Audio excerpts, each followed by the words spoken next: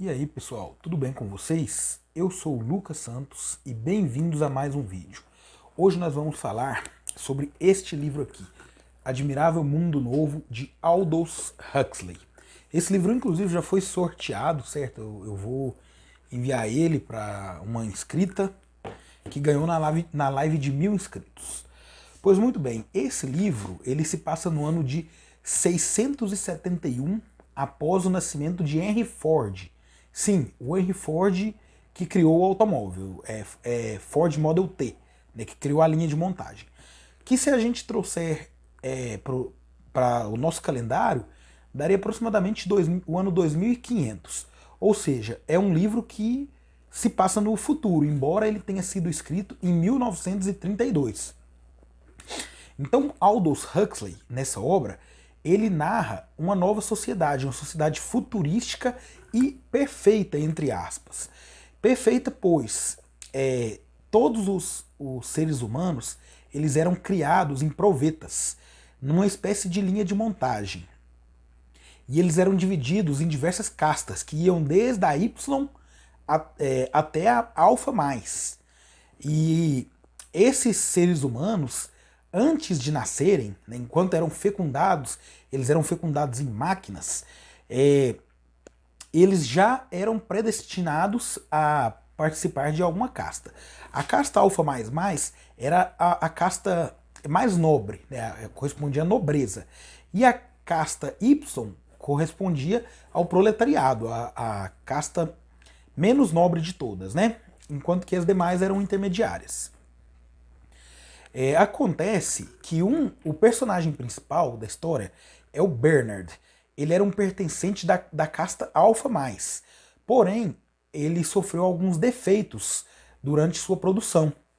E ele era de uma estatura menor, fisicamente ele era diferente dos demais membros da casta Alfa.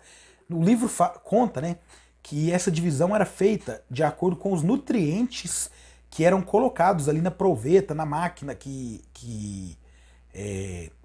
fazia às vezes do útero, né? Quando da gestação. Então acontece que Bernard ele sofria muito preconceito. E essa sociedade perfeita, entre aspas, não existia reprodução entre homens e mulheres, porém o sexo era extremamente difundido e incentivado, ou seja, eles viviam um estado de meio que promiscuidade, né? E todos gostavam disso e era tido como normal. Normal era uma pessoa não ter vários parceiros. O livro deixa claro isso. E as pessoas elas não conseguiam lidar com sentimentos. Então, o próprio governo distribuía uma espécie de droga da felicidade, que chamava soma. E sempre o pessoal tomava isso. Quando ficava irritado, quando tinha alguma manifestação, a polícia dispersava gás de soma entre os manifestantes. E essa droga fazia um efeito em que as pessoas não contestavam o mundo e se sentiam imediatamente felizes, né? E as pessoas normais, né, tomavam essa droga de 2 a 3 vezes ao dia. Acontece que Bernard, por sofrer preconceito, ele começou a contestar o sistema. E o diretor-geral da fábrica, né, ele resolveu que iria banir o Bernard. Mas nesse meio tempo ele conheceu uma personagem que se chama Lenina e teve relações com ela. E os dois decidiram que antes do banimento eles iriam viajar para uma reserva indígena de aborígenes que ficava nas Américas. A história ela se passava em Londres, na Inglaterra, né? Essa sociedade perfeita do futuro estava em Londres.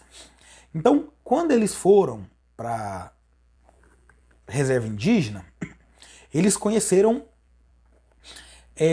uma personagem que se chama Linda e seu filho John. Essa Linda era uma ex-moradora do Mundo Novo. Porém, ela havia sido exilada porque ela era ex-amante do diretor. E ela estava toda maltrapilha, gorda, feia, banguela, totalmente fora dos padrões do Novo Mundo. E ela também tinha um filho, né, o que era totalmente proibido e mal visto no Mundo Novo. Como Bernard era um cara meio revolucionário e muito esperto, ele resolve levar a Linda e o Bernard para o Mundo Novo, já com a intenção de desmoralizar o diretor, que havia sido amante da Linda, né? E quando chegou lá no Mundo Novo, imediatamente a sociedade ficou extremamente impactada com a chegada dos aborígenes, né? E o diretor ficou tão desmoralizado, sofreu tanto bullying e foi tão desmoralizado, né, que ele pediu demissão do seu cargo e Bernard não mais foi exilado. Acontece que ele ganhou muita notoriedade por ter levado os aborígenes. E o John, que era filho da Linda, ele sabia ler, né? E ele havia aprendido a ler com as obras de Shakespeare. Então ele era um cara muito culto, muito além dos padrões do mundo novo, da sociedade perfeita, do futuro entre aspas, né? Então ele chamou muitos holofotes, muita atenção, até que um dia ele foi convidado para uma reunião com um dos líderes mais importantes do Novo Mundo. E ele se negou a se encontrar, porque ele tinha sentimentos diferentemente da população. E ele, por exemplo, ele sempre citava no livro, né, passagens de Shakespeare. Então ele sabia dos sentimentos amorosos, do sofrimento, ele tinha amor à vida, e essas coisas que a população ultramoderna não tinha. A sua mãe, da mesma forma, a Linda, né, ela tinha esses sentimentos, porém, como ela já tinha vivido anteriormente no Mundo Novo, ela ficou extremamente abalada, pois ela sabia que ela era vista como inferior. E ela não aguentou a pressão psicológica e começou a tomar muita soma, né, muita droga da felicidade. E passou a viver de forma vegetativa. Aí meio que ela sai da história e passa a vegetar. O John, enquanto ele estava na reserva aborígene, ele tinha se apaixonado por Lenina, porque ele sabia o que era paixão. Diferentemente das pessoas do Novo Mundo. Porém, a Lenina inicialmente não deu muita atenção para ele. Porém, quando ele ficou. Quando ele virou uma pessoa célebre no Novo Mundo, a Lenina ficou extremamente interessada por ele e disse que ficou apaixonada. Tanto é que em uma passagem do livro ela tenta estuprá-lo, mas sem sucesso, né? E enquanto ela tenta estuprar ele, ele tranca no banheiro. Imediatamente ele recebe um aviso, né, de que a sua mãe estava muito mal no hospital. E ele chega até o hospital, presencia sua mãe morrendo, chora muito, né, o que causa estranheza entre o pessoal do Novo Mundo. Inclusive, eles recomendam que ele não faça isso, porque os outros indivíduos, né, do Novo Mundo iriam vê-lo chorando, as crianças do Novo Mundo, e isso ia despertar sentimentos indesejáveis.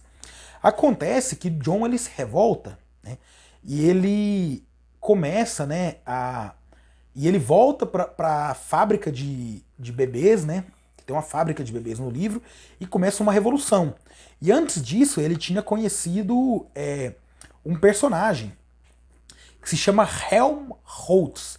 Ele foi apresentado por Bernard ao John. E eles eram grandes amigos, né? E falavam muito de Shakespeare e etc. Eles trocavam muita ideia a respeito da cultura. E quando John começou a rebelião, imediatamente ele se viu em uma posição de perigo, né? E o Helmholtz e o Bernard foram ajudá-lo, né? Foram socorrê-lo na fábrica. Porém, os três acabaram presos e foram conversar com a chefa master lá da segurança do Novo Mundo. E ela explica a eles que os sentimentos são extremamente perigosos para a ordem do Novo Mundo e que o conhecimento, a cultura, a ciência também eram desencorajadas, porque essas traziam um sentimento crítico. Aí a gente pode fazer um paralelo com a nossa realidade, né? Os governos fascistas, os governos repressores, eles queimam livros, como foi feito na Alemanha nazista. Eles são contra a educação, eles são contra a cultura. E isso é dito expressamente no livro. Pô, e no final do livro acontece que os três tiveram destinos diferentes. O Helmholtz ele foi banido para as Ilhas Malvinas, né, onde ele passou a viver como escritor. O Bernard implorou para não ser expulso do Novo Mundo e não foi, enquanto que o John ele foi exilado em um farol.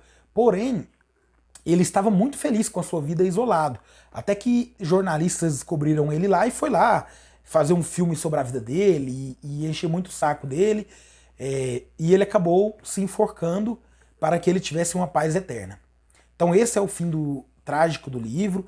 O livro ele é muito sombrio, né? Ele mostra uma sociedade extremamente repressora, né? Em que as pessoas vivem uma repressão da qual elas não têm consciência porque elas são doutrinadas. Então é um livro muito reflexivo, ele é sombrio, mas é muito reflexivo. É uma leitura ótima, muito bom de ser lido, e eu recomendo a todos que leiam esse livro. Eu não sei se ele tem PDF para ser baixado, mas é um livro barato, acho que uns talvez 20, 30 reais vocês consigam comprar, e vale muito a pena, né? É um livro que tem aqui, acho que 300 páginas, não é uma leitura difícil, né? Ele é, tem muita narrativa, é um livro bem tranquilo de se ler, recomendo muito, eu acho que é muito importante para a cultura geral. Eu não acho ele melhor que os livros do George Orwell, né? É uma distopia bem parecida com 1984, mas eu prefiro 1984, diferentemente do que o pessoal fala na internet, né? Muita gente prefere esse livro, mas eu particularmente prefiro George Orwell. Se vocês quiserem começar a ler distopias, eu recomendo que comece por George Orwell, tá bom? Então o vídeo de hoje foi isso, eu espero que tenham gostado, certo? Eu peço que, se não for inscrito no canal ainda, se inscrevam e assinem apertem o sininho de notificações, curtam, compartilhem o vídeo, um grande abraço a todos e até o próximo vídeo.